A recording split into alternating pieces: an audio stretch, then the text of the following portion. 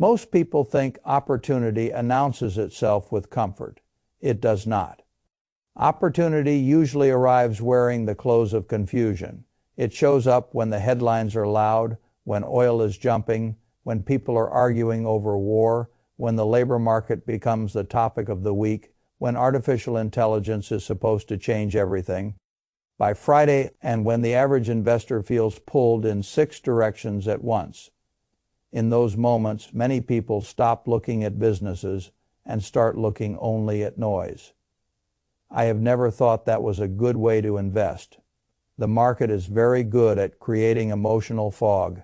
It can take a handful of real concerns, stir in a little leverage, mix in a fashionable narrative, and then present the result as if the entire future of a business has suddenly changed. Sometimes the future has changed. Most of the time, the price has changed faster than the business. Those are very different things, and the people who confuse them usually pay for that confusion. When I read through the companies people are throwing away right now, I do not see 6 identical situations. I see 6 different businesses, and each being judged by a market that has become much more impatient than the business itself. That is where the opportunity begins. Not in blind optimism, not in pretending there are no risks. It begins in separating a temporary narrative from a durable machine. That is always the work. One of the first names that jumps out at me is FICO. Now, a lot of people look at FICO as if it were just another software company that finally got a little too expensive and is now being brought back to earth. There is some truth in that. A stock can get ahead of itself. A wonderful business bought at too enthusiastic a price can give you a long period of disappointment. But if that is all someone sees in FICO, they are not looking hard enough. FICO is not merely a product. It is a language that matters. In markets, the things that become standard are often far stronger than the things that are merely good. A standard gets embedded in habit, in workflow, in regulation, in communication, in decision-making, in everything around the transaction. Banks talk in that language. Lenders talk in that language. Entire systems build themselves around that language. Once that happens, competition is not just a matter of showing up with something slightly better or slightly cheaper. You are not competing against a feature list. You are competing against a common vocabulary. That is a much taller hill. Now the market is worried. It sees the stock way down from its highs. It sees softer guidance than people wanted. It sees concern that pricing may not be squeezed quite as hard as before. It sees the housing and mortgage ecosystem trying to allow more competition through alternatives like VantageScore. It sees a software basket under pressure. It sees a multiple that once looked rich being chopped down to size. All of that is real. I do not dismiss any of it. But I also know the difference between a business under pressure and a business being asked to prove it is not immortal. Those are not the same thing. The market used to value FICO as if nothing could ever challenge it. Now the market is asking whether its moat can be weakened. That swing in perception is violent, but violence in perception does not automatically mean violence in economics. When a company becomes deeply embedded in the way an industry talks, decides, and operates, it can survive a great deal of narrative damage. It may lose a little share here and there. It may face political pressure. It may see customers experiment at the margins, but systems do not rip themselves out easily. If the moat is partially cultural, procedural, and institutional, then the market often underestimates how sticky it really is. That is what makes a drawdown interesting. You are no longer buying perfection. You are buying a very strong business after people have remembered it is not magic. That can be a good setup. Uber offers a different kind of misunderstanding. When people first look at Uber, they often see a platform that has already become large, already become familiar, already been discussed to death, and is now vulnerable to the next fashionable threat. Today, that fashionable threat is the robotaxi. Before that, it was profitability. Before that, it was whether the model even worked at all. These narratives keep changing, but the business keeps moving. I always prefer to watch what the machine is doing. Uber is no longer just a promise of scale. It has scale. That is a very different thing. A business that once had to prove the network can eventually reach a point where the network itself begins to throw off operating leverage. That is what they are not buying the romance of disruption. They are buying the quiet mathematics of a platform that has already fought its way into daily behavior. When investors like Bill Ackman take a huge position in a name like Uber, I do not treat that as proof. I never outsource my thinking. But I do pay attention to what kind of business could earn that kind of conviction. A great investor is usually not trying to be entertained. He is trying to find a large machine with more earnings power in the future than the market is presently willing to imagine. Uber has that shape. The stock being down meaningfully from its highs tells you the market is uncertain. It worries about autonomous driving. It worries about competition. It worries about whether the next phase of growth is as strong as the last one. It worries that a business that looks obvious today may look old tomorrow. But there is a very simple question beneath all that noise. Is the company becoming more useful, more deeply integrated, more efficient, and more capable of translating revenue into cash? If the answer is yes, then a sell-off can become an invitation rather than a warning. People often forget that once a platform reaches a certain level of scale, its real advantage is not just technology, it is behavior. Customers open the app because that is what they do. Drivers participate because that is where the demand is. Restaurants and delivery partners connect because that is where the traffic lives. Those loops are not impossible to challenge, but they are not fragile either. Fragile businesses do not attract that kind of long-duration conviction. Then there is Intuit, which has become a wonderful example of how fear can move faster than common sense. The market has decided that anything touching software must now stand trial before an artificial intelligence jury. The accusation is always similar. Perhaps a chatbot will do the task for free. Perhaps the user no longer needs the product.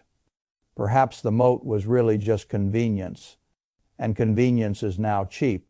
Perhaps what looked like a dominant franchise was only a temporary interface. People say these things with a great deal of confidence, but confidence and accuracy do not always travel together. When I look at a business like Intuit, I do not just ask whether a machine can perform a tax calculation. Of course, a machine can perform calculations. That is not the moat. The moat is trust, workflow, ease, liability, habit, and the desire of millions of people to get something important done correctly with as little friction as possible. People do not dream of becoming amateur tax technologists. Most people do not want to feed documents into a system, engineer prompts, second-guess outputs, verify local compliance, and wonder whether the result will create trouble later. They want it done. They want it done quickly. And they want to feel safe when it is done. That is a different service than mere computation. So when the market marks Intuit down hard, it may be seeing AI disruption where I see AI integration. In many businesses, the winning firm will not be the one pretending the new technology does not exist.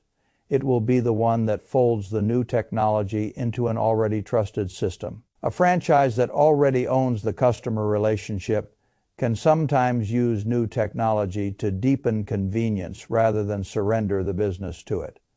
That is what people miss when they think every new tool must destroy the incumbent.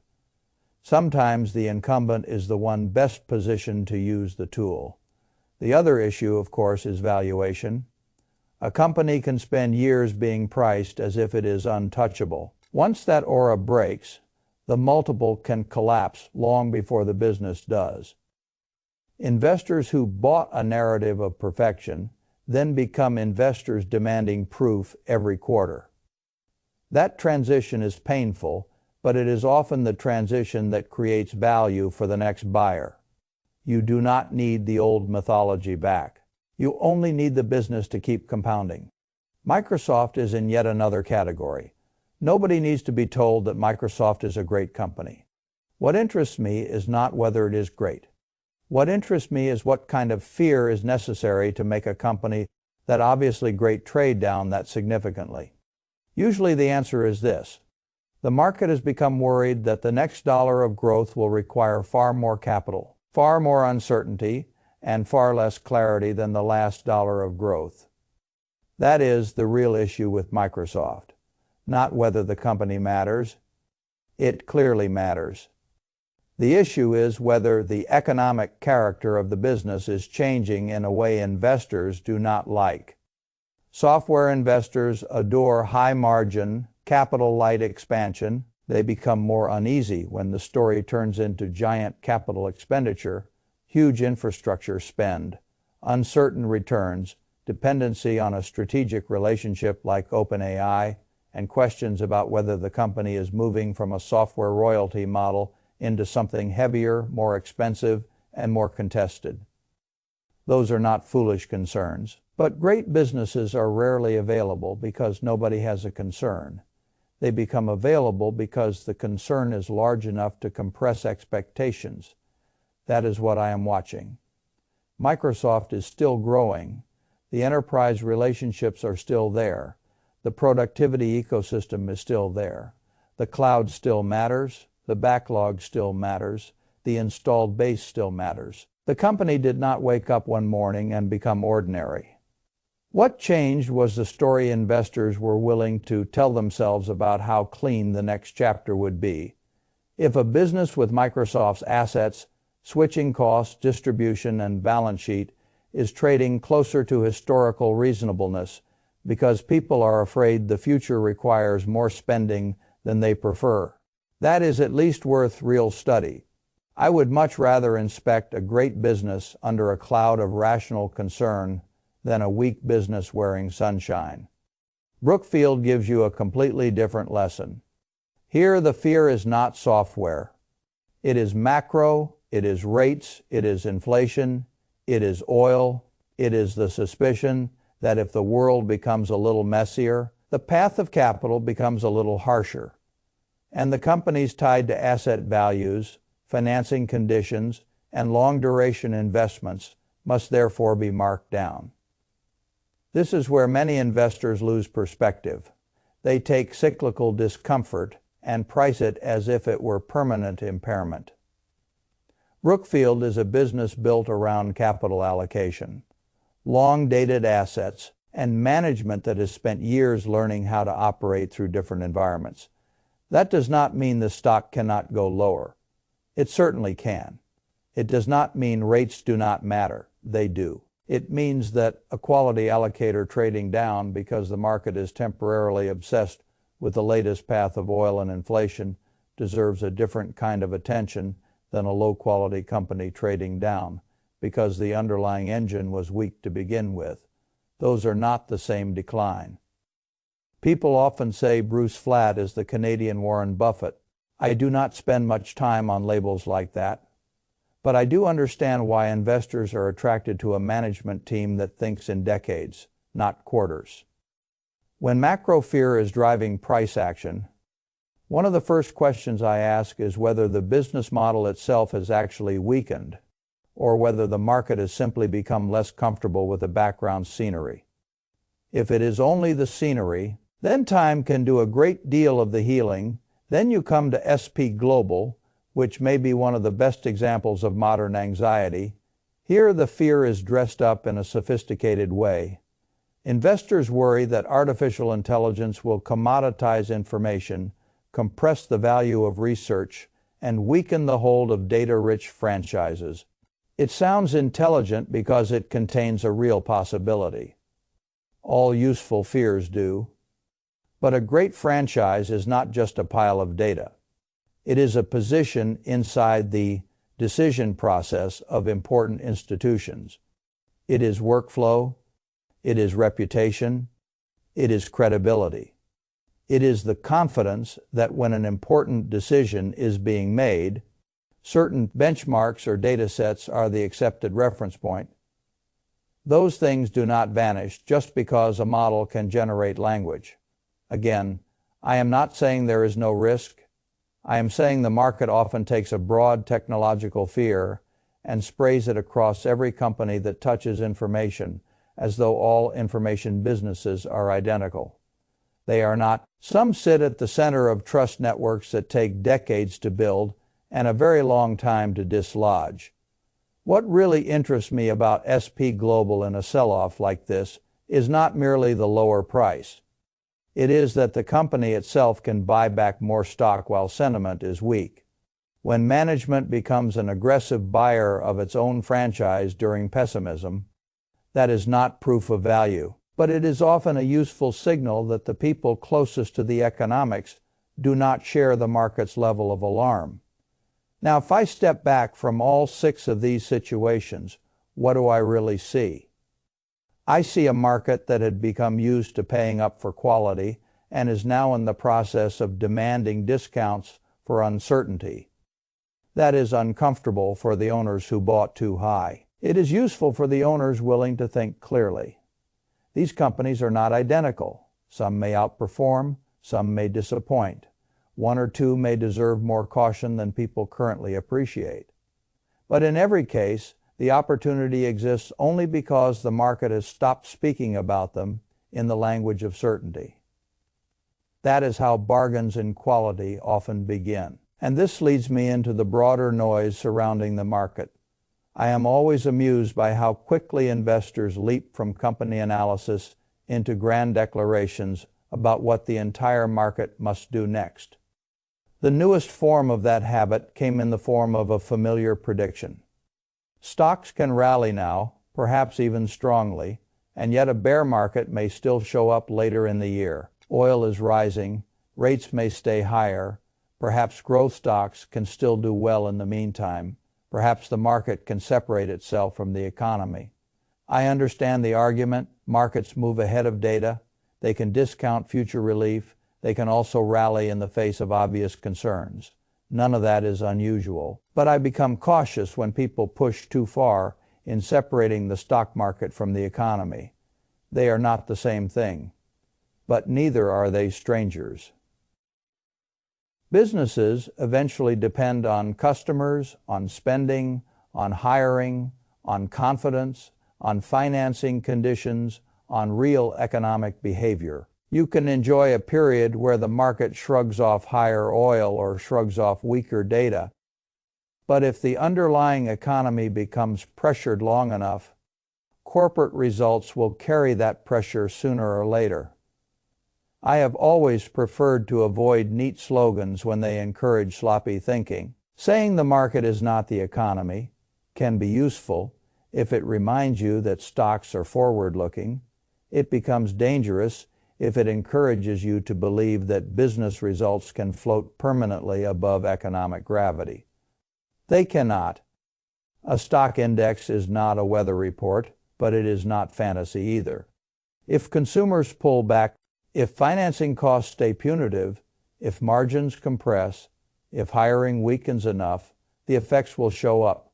Maybe not today, maybe not next week, but eventually they arrive. So when I hear confident calls that higher oil and higher rates may actually be just fine for growth stocks and perhaps even good for the market in some strange way, I ask a much simpler question. Good for whom, for how long, and through what business mechanism?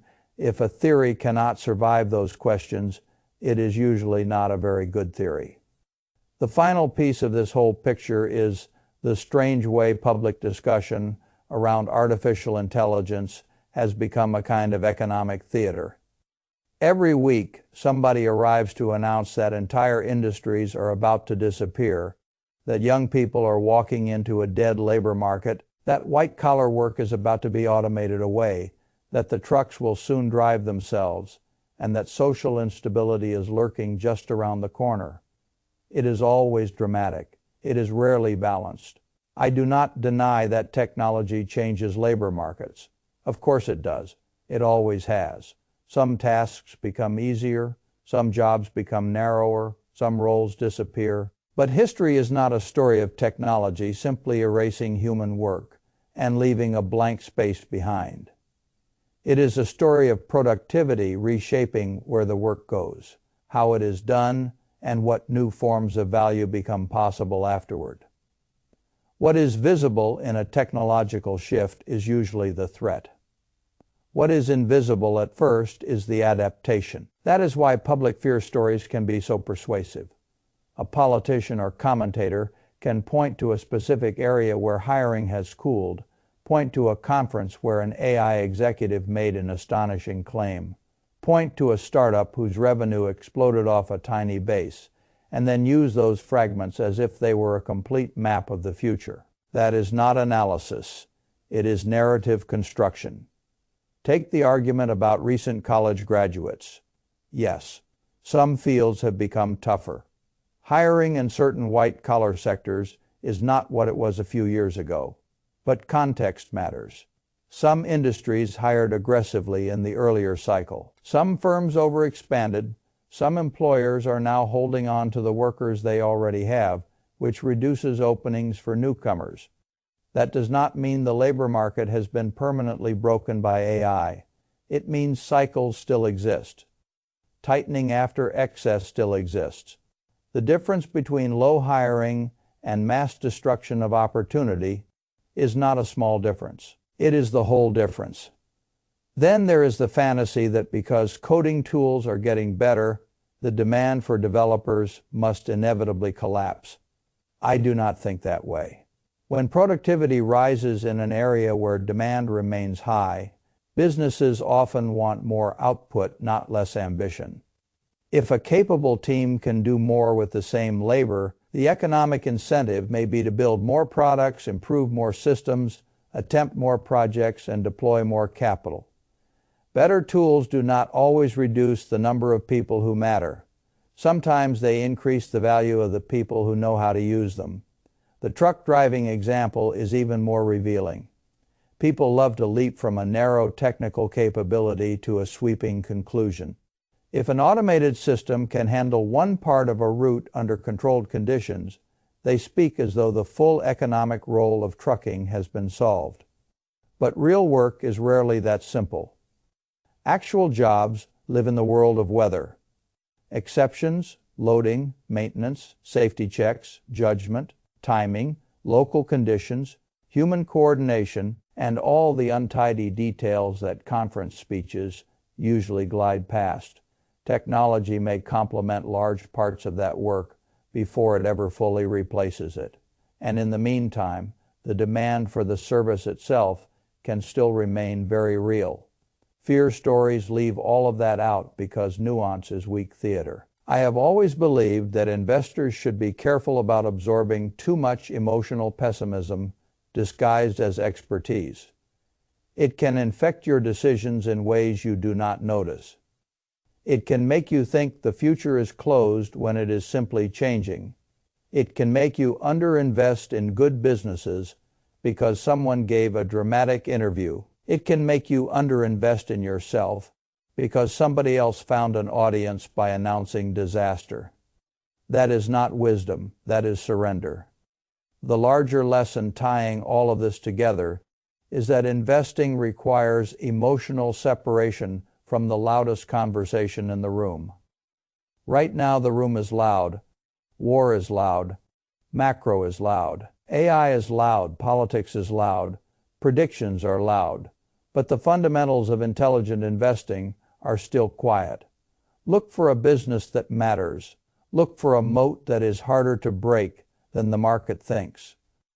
Look for management that allocates well. Look for cash generation that will still be there after the current panic has found a new home. Look for a price that has already absorbed a great deal of fear. Then decide whether the fear belongs to the business or only to the mood. That distinction is everything. I do not know what the market will do next month. I do not know whether oil will be $5 higher or $15 lower. I do not know whether the next headline will be about war rates or unemployment. I do not know which commentator will go viral next for explaining why the sky is now falling in a fresh and modern way. But I do know this. Investors who cannot distinguish between noise and impairment will spend their lives reacting. Investors who can make that distinction will occasionally find wonderful businesses offered at very human prices. Those moments are never comfortable. They do not feel clean. They do not arrive with consensus. They arrive the way they are arriving. Now, wrapped in questions, arguments, and anxiety. That is why they are available. When I look at companies like FICO, Uber, Intuit, Microsoft, Brookfield, and S&P Global during a period like this, I do not see a perfect list. I see a reminder. The market is once again offering discounts, not because quality disappeared, but because certainty did. And certainty is almost always most expensive right before it vanishes. I would rather buy strength when other people have become temporarily confused about its future than chase comfort after the confusion has already cleared. That has always seemed to me the more sensible bargain. The investor who wins in an environment like this is not the one with the loudest prediction. It is the one with the steadiest judgment, the one who can study a sell-off without borrowing the market's panic, the one who can hear a frightening story about artificial intelligence and still ask whether the business in front of him is trusted, embedded, and useful. The one who can hear a macro forecast and still return to unit economics. The one who can look past a quarter, past a headline, past the fashionable fear of the month, and ask what the machine is likely to be earning years from now. That is still the game. And in markets, the people who remember what game they are actually playing usually do much better than the people who get distracted by the crowd shouting from the stands.